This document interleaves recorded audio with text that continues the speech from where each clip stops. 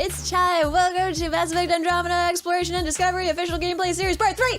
This is the next Mass Effect Andromeda Official Gameplay Series video, and it is about exploration and discovery, and I'm the worst human being, and I didn't submit a video last week because I suck. No, because I just spent like way too much time like streaming.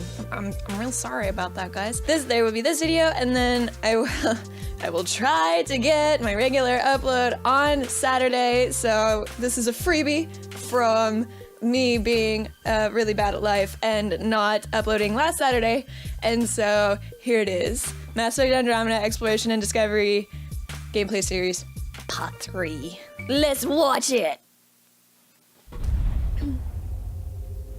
Welcome back to the Mass Effect Andromeda gameplay series. Oh, thanks. In our first installments, we took a closer look at combat gameplay. Yes. Today, we're diving straight into the heart of Mass Effect Andromeda. Dude! Exploration. That looked bad. In addition to beautiful story missions, Andromeda is filled with worlds to explore. Ooh! Our story is contained within the Helios cluster, a portion of space populated with dozens of star systems. And the Tempest is where that exploration begins. You can navigate star systems using the Tempest galaxy map. From planets to moons, to anomalies and starships, wherever you are in Helios, you'll now be able to see everything that exists outside the ship's main windows in real time. Cool! Oh, I hated that about Mass There are over Effect. You 100 couldn't planets see to that, but that's discover, awesome. And a handful of beautifully crafted worlds can be landed on. And that's where the adventure really begins. Each world you visit has its own story, its own characters, and of course, its own challenges. Whoa, what was that? Today, the world we're going to visit is called Eladin. Exploring the opening landing area called Paradise, you'll quickly discover that the heat on this planet can be deadly. Water is scarce, and mysterious ancient artifacts dot the landscape guarded by dangerous remnant creatures. Basically, to live here, you have to be desperate. Or Krogan. But even the Krogan aren't happy, and they don't trust anyone from the Initiative, least of all a Pathfinder. How you deal with the Krogan and these challenges will ultimately determine your success on Eladin. We need the Krogan, and the Krogan need us.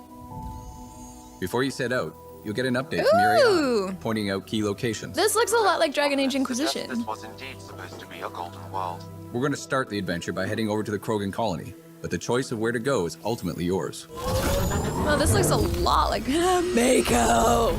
Dragon Our Age all-terrain rover, the Inquisition. Nomad, is key to quickly covering the expansive landscapes throughout Andromeda. Mako. You can also enhance the Nomad with a series of functional upgrades designed to give you better turbo boost, higher jumps, better handling, and more. While you're exploring, one of the key objectives will be to discover locations to call down forward stations. Ooh. Once found, each of these will act as a fast travel point and allow New you to change your Tuchanka? loadout or call the Nomad if it gets lost or destroyed. They also offer resupply and protection from any environmental hazards. Our conversations at the Krogan colony point us in a few directions. Exiles are causing trouble at their base, the Flophouse. And a derelict remnant ship may have a drive core the Krogan are in desperate need of. Let's head to that ship and see what we can find. Remnant derelict. Out here, we are more exposed to the heat. In Andromeda, all of the planets have localized and/or global hazards. The Pathfinder and the Nomad are both separately outfitted with life support systems that help protect against these hazards. But once you run out, you'll need to find a safe location or a forward station to recharge. It's on I'm reading fire. normal temperature range, Pathfinder. As you travel throughout the world, you'll find new areas to explore, new characters, and new storylines. Ultimately, all of these discoveries will help raise the viability of the planet. Increasing planet viability does two things: allow for the creation of an outpost, and upgrade the Nexus, the Andromeda Initiative's space station.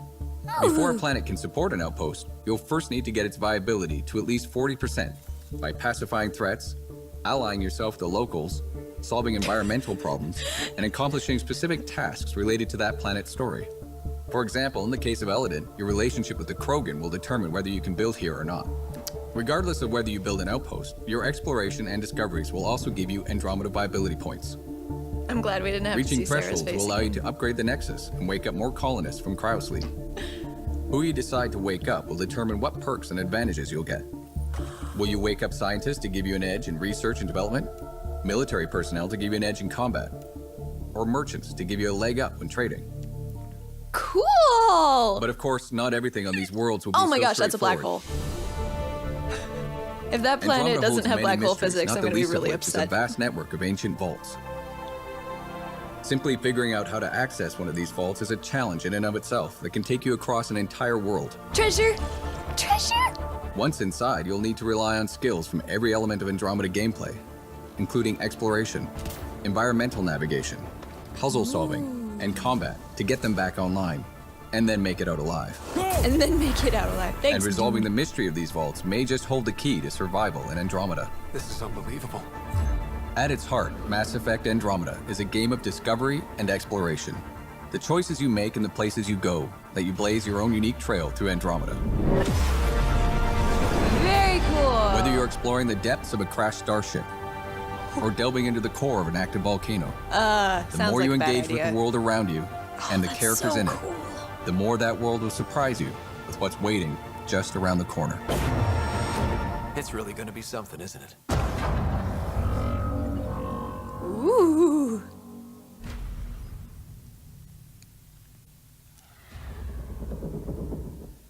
All right, so far, that was my favorite video. That made the game look so cool, and it's very reminiscent of Dragon Age Inquisition, having like the open map kind of idea, and there are certain spots on the map that you have to find and discover and explore in order to gain perks, or to further the story, or to find treasure and that sort of stuff. This feels very like Dragon Age Inquisition, which is exciting because Dragon Age Inquisition was actually good.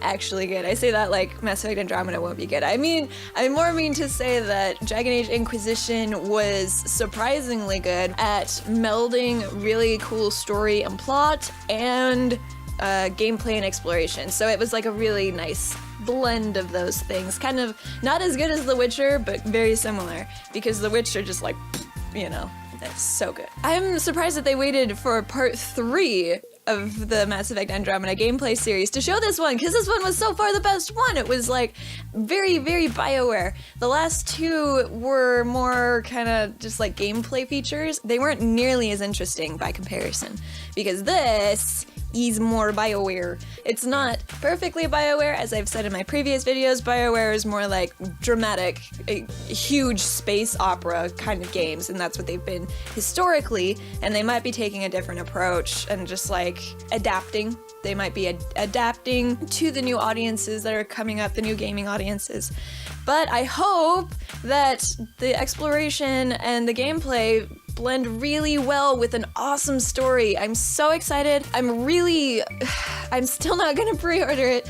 I'm still not gonna buy it day one. I know a couple people who will be, and here's hoping that some YouTubers will be, because then we'll be able to see kind of what it's actually all about, and we'll be able to know, like, is this worth my time, or is EA just jerking me around again? Because EA has a nasty habit of doing that, and I have had a lot of people comment saying that they don't trust EA, and that's why they haven't pre-ordered Andromeda.